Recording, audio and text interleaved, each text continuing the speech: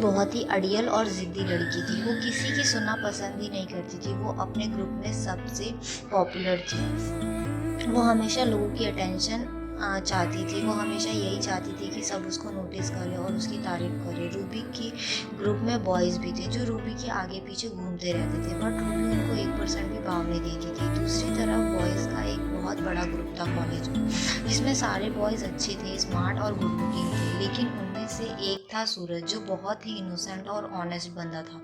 Boys group में सूरज लड़कियों से दूर रहता था। उसको इन सब चीज़ों में कोई इंटरेस्ट नहीं था। लेकिन बॉयज़ ग्रुप में सभी बॉयज़ पढ़ाई को लेकर सूरज पर डिपेंड रहते थे, क्योंकि सूरज पढ़ाई में बहुत अच्छा था। सारे बॉयज़ उसी से नोट्स लेते थे। और दूसरी तरफ रूबी, जिसका पढ़ाई में कोई इंटरेस्ट नहीं था, वो नोट्स के लिए अपने ग्रुप की गर्ल्स पर डिपेंड रहती थी, क्योंकि वो कॉलेज सिर्फ बंक करने के लिए आती थी और अपने फ्रेंड्स के साथ मज़े करने के लिए। वहीं सूरज, जो गुड बॉय की कैटेगरी में आता था, वहीं रूबी बैड गर्ल की कैटेगरी में आती थी।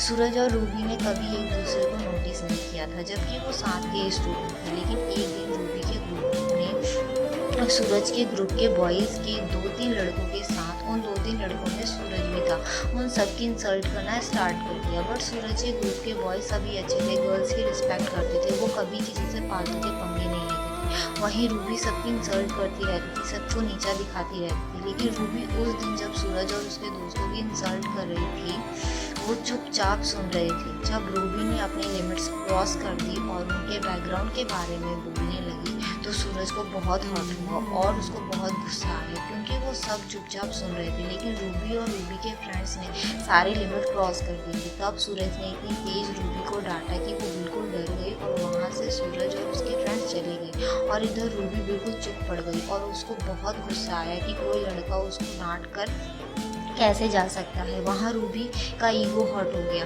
अब सूरज पूरी रात यही सोचता रहा कि मुझे उस लड़की को इतनी बुरी तरह नहीं डांटना चाहिए था, क्या करूँ, उसको जाके सॉरी बोलूँ कल या नहीं, वो इतनी लड़ाकू लड़की है। और फिर नेक्स्ट डे रूबी सिर्फ सूरज से बदला लेना चाहती थी, वो यही सोचने में लगी थी। और उधर सूरज यह सोच रहा था कि कैसे रूबी को जो ये सॉरी बोले। और फिर कुछ टाइम बाद उसी दिन रूबी ने अपने किसी फ्रेंड्स को बोल के सूरज को क्लासरूम में बुला के लाने को कहा, और सूरज भी उस क्लासरूम में आ गया। और उस क्लासरूम में सिर्फ रूबी और उसके फ्रेंड्स थे और सूरज था। यह सब देख सूरज को थोड़ा अजीब लगा। फिर उसने रूबी से कहा कि मैं तुमको खुद सॉरी बोलने के लिए आने वाला था, कल जो मैंने तुमको बहुत बुरी तरीके से डांट दिया था, इसीलिए। रूबी कहती है, तू मुझे डांटेगा और डांट के सॉरी बोलेगा, तेरी औकात क्या है? तेरे जैसे लड़कों को मैं अपनी जूती के नीचे रखती हूँ, समझा?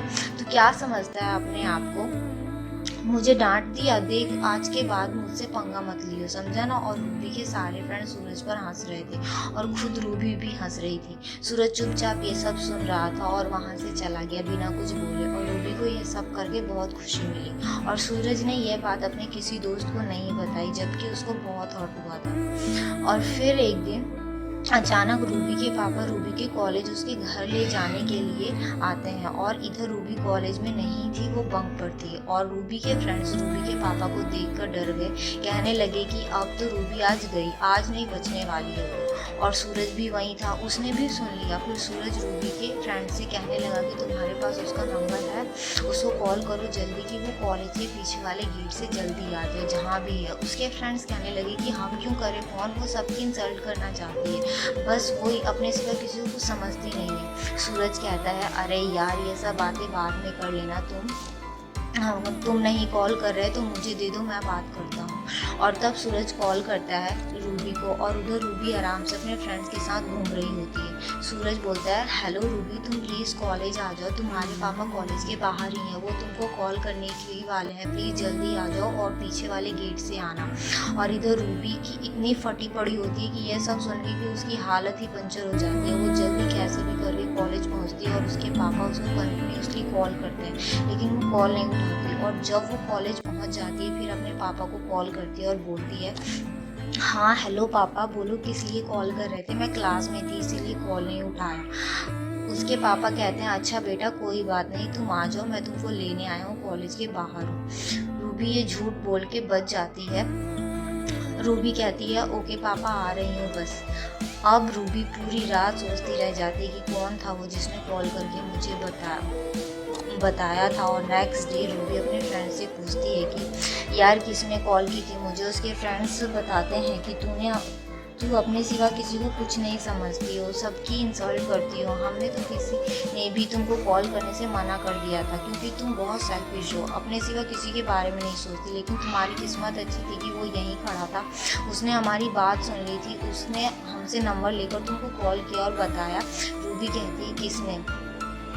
तो उसके फ्रेंड्स कहते हैं वही सूरज जिसको तुमने इतना बुरा भला कहा था, उसकी इतनी इंसल्ट की थी, उसका मजाक बनाया था हमारे सामने, उसी ने तुम्हारी मदद की, समझी। लेकिन तुमको इससे भी कोई फ़र्क नहीं पड़ेगा और तुम कभी नहीं सुधर सकती।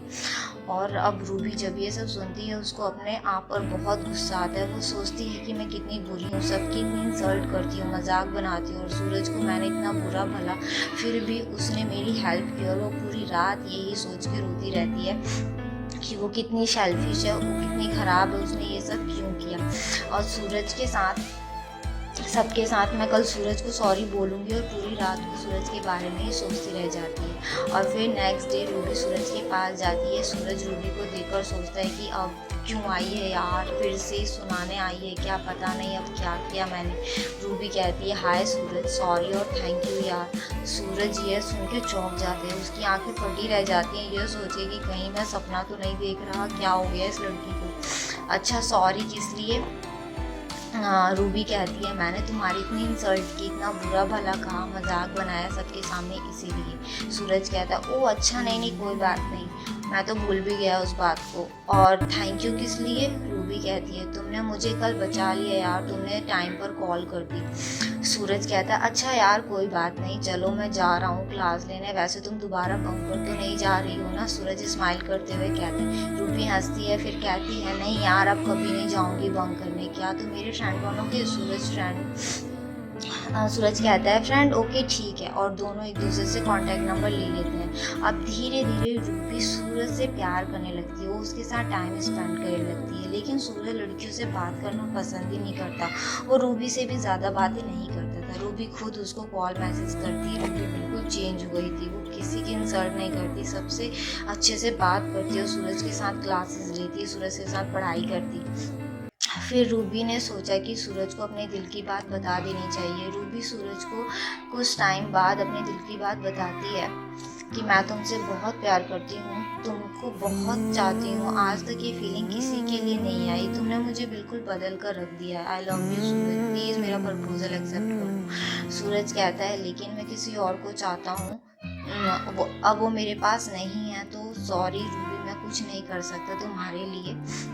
रूबी को बहुत हर्ट होता है, उसका दिल टूट जाता है, लेकिन फिर भी वो कहती है अच्छा कोई बात नहीं, मैं तुम्हारी दोस्त तो बन के रह ही सकती हूँ ना, इसमें तो कोई प्रॉब्लम नहीं है ना सूरज। हाँ यार।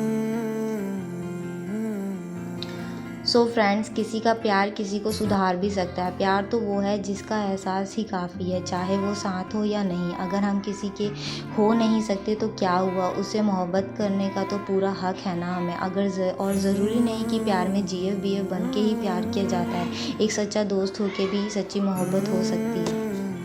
Thank you for watching this video. अगर आपको ये स्टोरी अच्छी लगी तो प्लीज़ लाइक शेयर सब्सक्राइब ज़रूर करिए।